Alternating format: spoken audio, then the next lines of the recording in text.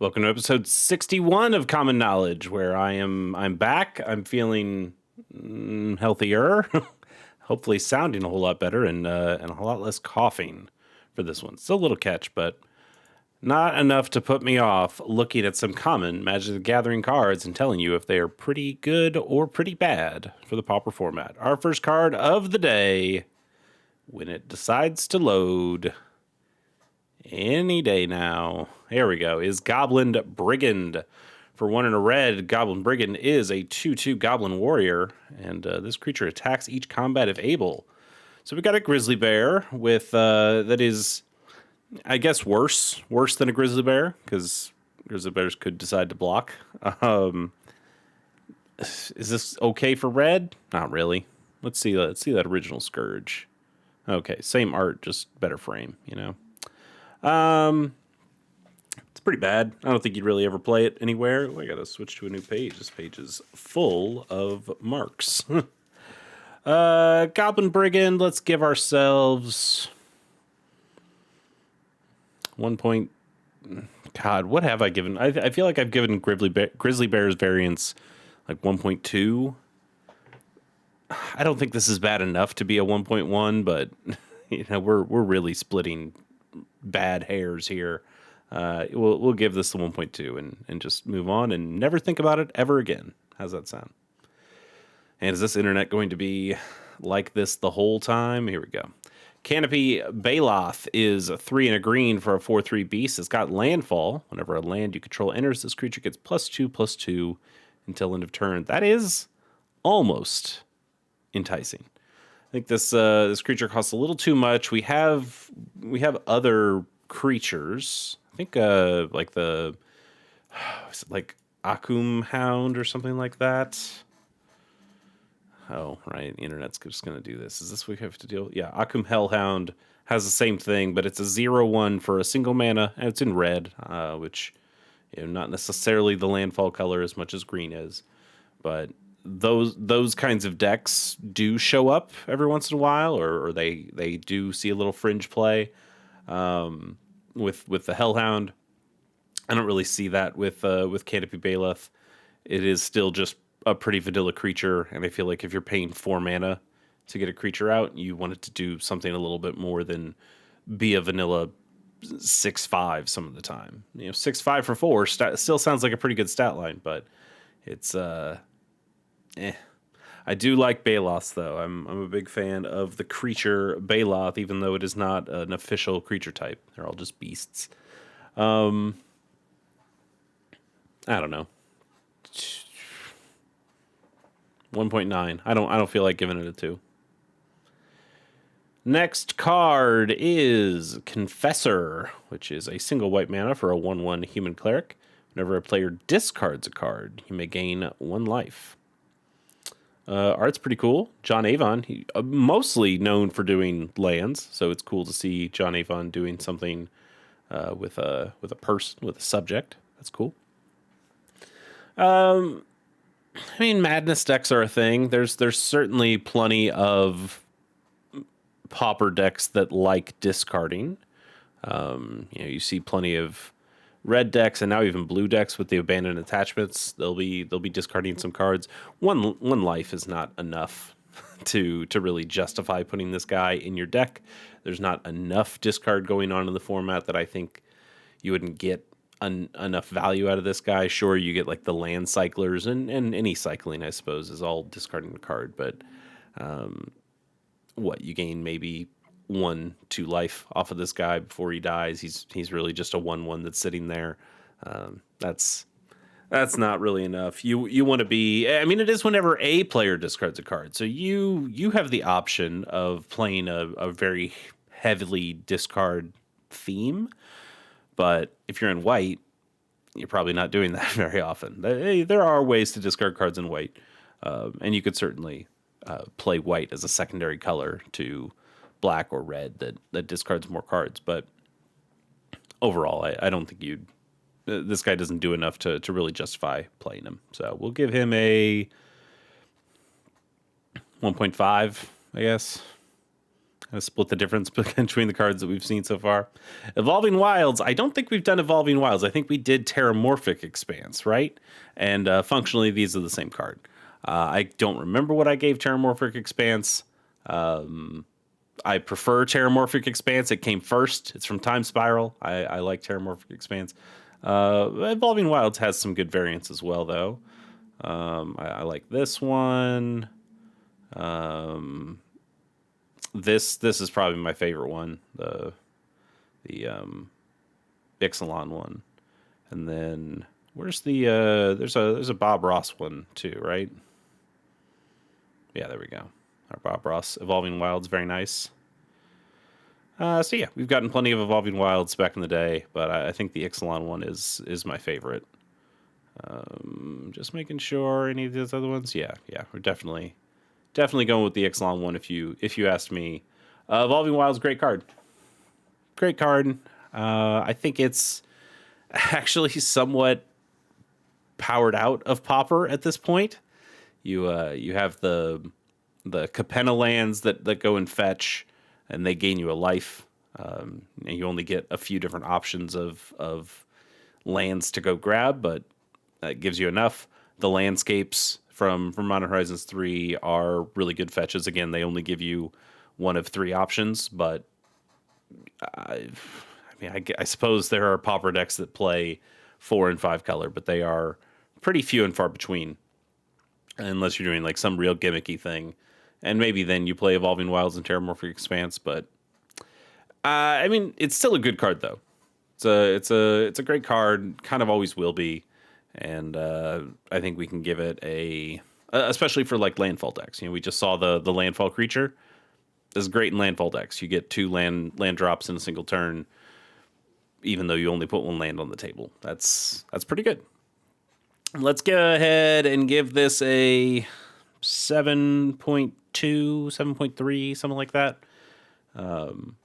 Acknowledge that it's good, but you probably don't play it in Pauper all that much anymore because you just have slightly better options, and you should play those slightly better options because they are the same price, if not cheaper, than this card, which is only 8 cents. And you can, this one's 6 cents. There's very cheap. Evolving Wilds is pretty cheap to get. Next card on our list is Corrupt Court Official, a Portal 3 Kingdoms card, so I'm hyped for it. Have we done this one before? I don't think we've done this one before. Maybe we've done something similar to it before. I don't know. Maybe we did a different Kamigawa card that also has. Who knows? I'm not paying $18 for a Portal 3 Kingdoms card, even though it's a playable one. Especially because it was uncommon in Portal 3 Kingdoms, so it does have the silver. As you can see, it has the silver set symbol there, and I at least prefer my Pauper cards to have the right rarities on them. But we do have a new Capenna one and an Avatar one. So this guy is in Standard right now, playable in literally every format known to Magic, and he's okay. I think we've gotten a couple cards that do what he does slightly better at this point. We have the Virus Beetle from Kamigawa and also from Edge of Eternity, so that one is also in Standard right now. That's an artifact creature, and there's plenty of affinity decks that would prefer to have an artifact creature over a non one. Although this is a humans and an advisor, I suppose that also means something with the Persistent Petitioners deck, but I don't think you really play black in those decks too often, and you're not really worried about discarding cards from their hand. You just want to mill them out, which is slightly different than discard. But humans can somewhat matter. There's a lot of cards that care if it's a human, a lot of equipment that cares if it's being attached to a human, whether it's cheaper to equip or more powerful, gets you another ability if a human uses it. Human matters could care. But we also got a snail, skullcap snail from Ixalan, I think, that when it comes into play, an opponent exiles a card from their hand. And that's better than discarding, especially when you're going up against terror decks or dredge decks or spy decks or lots of other kinds of decks that care about throwing stuff in the graveyard and then getting value out of it. Just getting that card out of the game entirely is probably more useful than this. However, the idea that I could play I could play 4 Portal 3 Kingdoms cards in my Pauper deck, spending a lot of money, a lot of money to do that. I it's still cool that a Portal 3 Kingdoms card has some life in Pauper. In terms of what you give this, man, I don't know. I think I'm going to give it a halfway decent score. I'm going to give it a 5.4 because I think it is playable. And like I mentioned, even somewhat preferable to Virus Beetle. If you're not playing an Affinity deck, if you know your opponent is playing hard artifact, if they can remove artifacts quite easily, if they're playing, Dust to Dust in the sideboard, maybe you feel a little bit better about playing Corrupt Court Official over a Virus Beetle. But honestly, you should be playing that Snail more than any of them. But not a terrible card. Next up on the list is Golden Egg. It's 2 mana for an artifact that is a food. When this artifact enters, you draw a card, and you can pay 1, tap, and sacrifice this artifact to add 1 mana of any color, or do the food thing, pay 2 and tap it and sack it to gain 3 life. This is an interesting little thing. I think it's, this is going to sound familiar after the last couple cards. I think this has been powered out of Pauper at this point.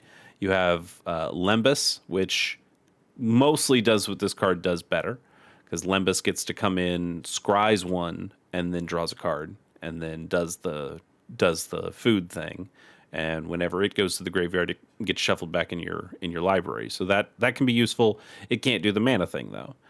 But Prophetic Prism is back in Pauper at this point. It's been unbanned, and it costs 2. When it enters the battlefield, you draw a card, and then it can fix your mana, but you don't even have to sacrifice it. So it can filter. That's the word I'm looking for. It can filter your mana without being sacrificed, and that's useful too.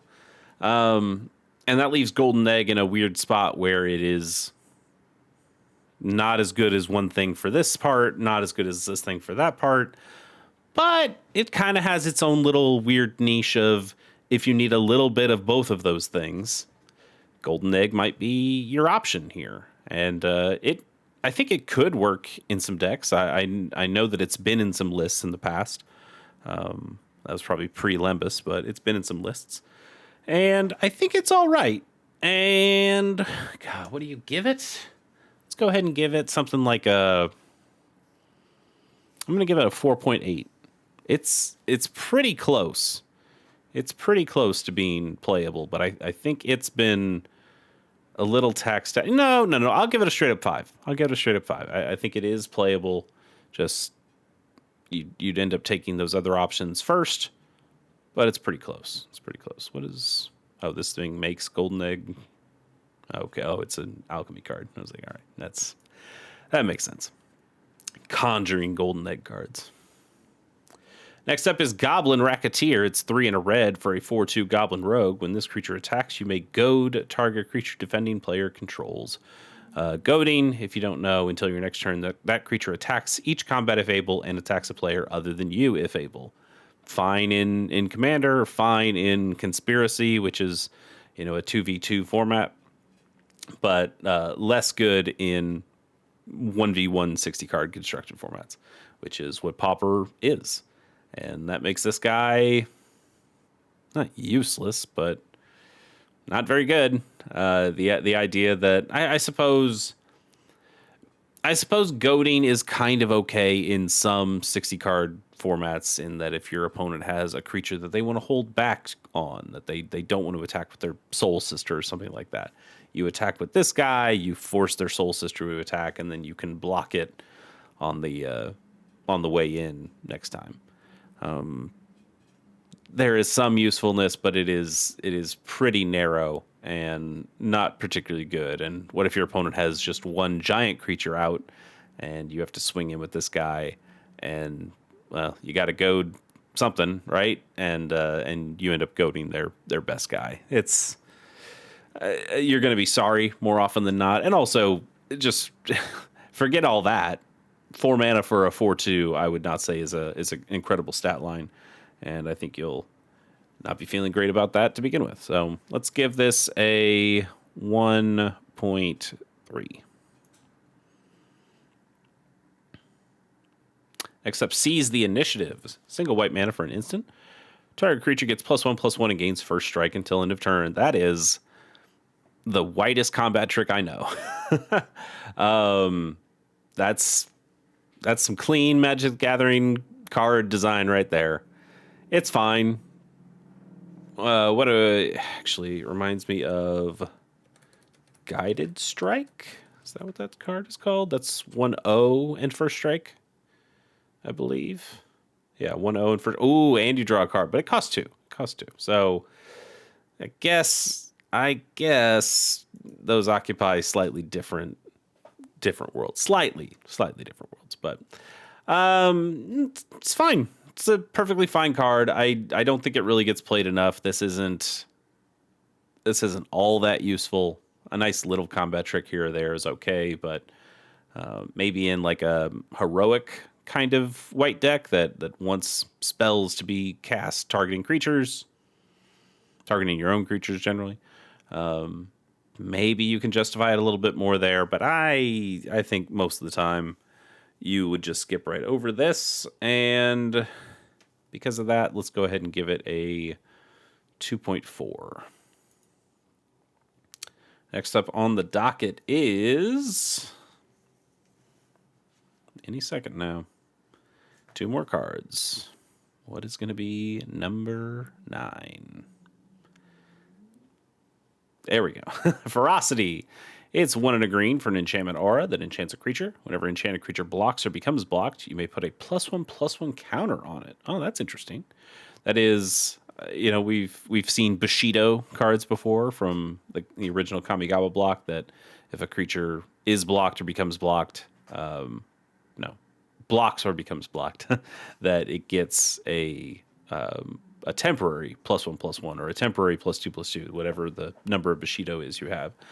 But the idea that your creature would gain increasing power and toughness is okay. The real problem, as you might imagine, is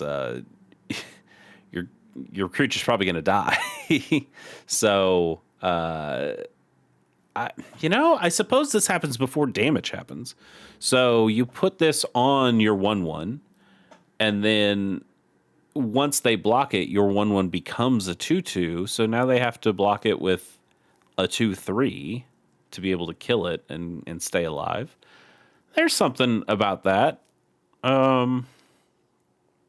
But so much of the time, I don't think you're really smashing creatures into other creatures unless you know you're going to get unless you know you have the advantage or know that you're going to be able to block and kill something. Chumping happens, but chumping doesn't happen enough. Chump blocks don't happen enough to really make this all that good. I do like the idea of just having this guy even on defense and knowing that every time you block with it, you get to put a 1/1 counter on it. Now your opponent is less incentivized to attack. I don't know. It's kind of okay, but then again, it's also an aura, and they can just destroy the creature. They can lightning bolt the creature, and that's not it blocking or being blocked. So that damage continues to go through. There's enough ways to take out the creature that has this on it that this is probably more of a dead card or a wasted card in your deck, but obviously, if you are in an environment where you're able to keep this out on the board on a creature for a few turns and really threaten the board, or even have some kind of lure effect where the opponent has to block, then you're feeling pretty good. I don't think that comes in enough to make it all that worth it. But it's fun. I like thinking about this card. And that's something, I suppose. Let's give it a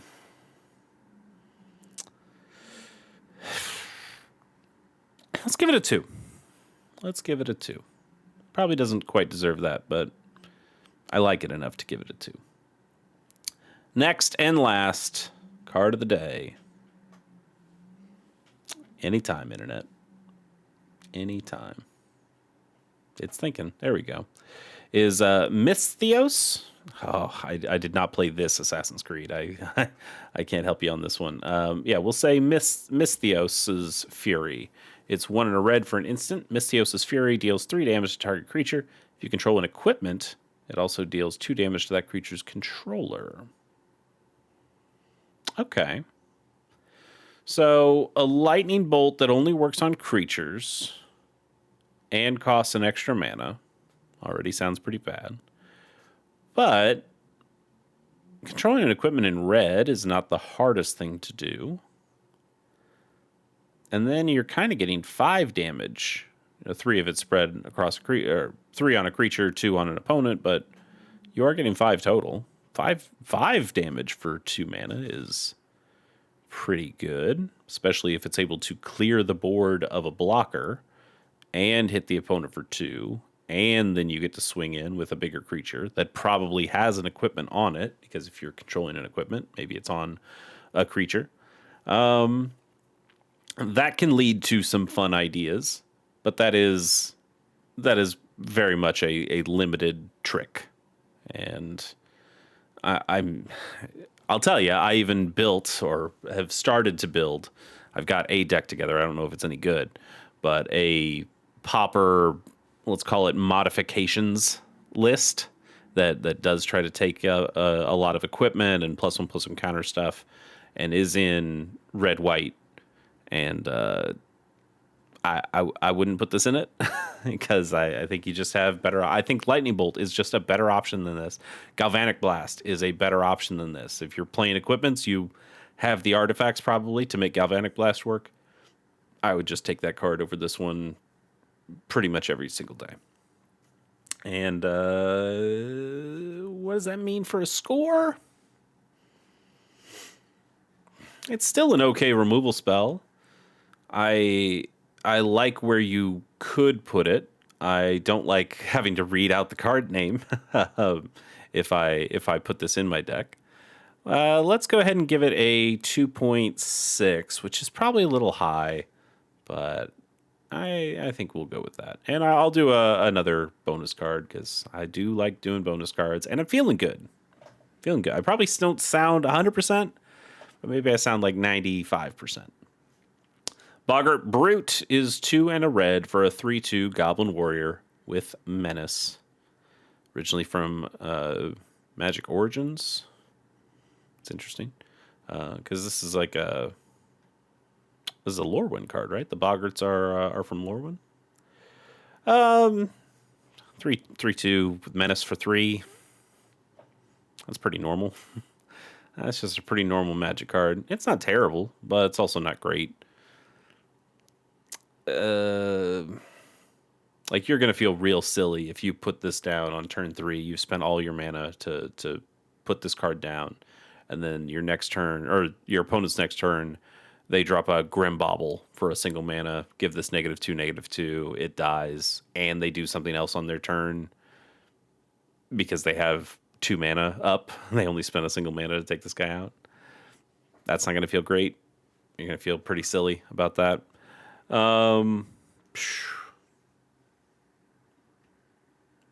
1.7. 1.7. You know what? Let's do another bonus card because I want to end on something a little better than that. Just something a little bit better. What do we got? Arrest. Look at that. Classic Magic the Gathering card. Originally from Arcadian Mass, which is an uncommon, but I remember it mostly as this. Have we actually done Arrest before? We might have done Arrest before because I feel like I've had this discussion. I love Arrest. I should not love Arrest. It has been power crept out.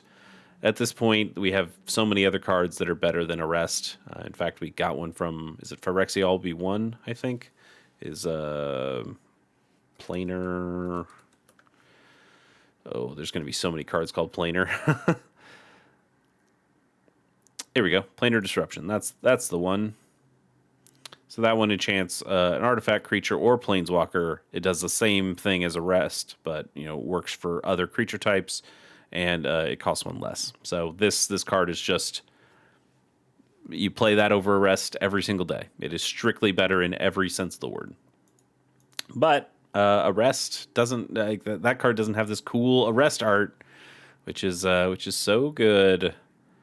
And these other Arrest arts are fine, but that's the boy right there. I love that one. I think we have done this one before, but you know what? This is our second bonus card of the day. I think you'll oblige me to allow this to be our final one. And you know what? I'll give this thing a 2.3. I think if that other card wasn't around, what the hell was that thing called? Planar Disruption. If Planar Disruption wasn't around, I'd probably give this like a 3. I think I give it a 3. But knowing that there's just a card that is straight up better, and you probably wouldn't even play 4 copies of that card in your Pauper deck, you certainly wouldn't play any copies of this card in your Pauper deck anymore. So I would knock it down to 2.3.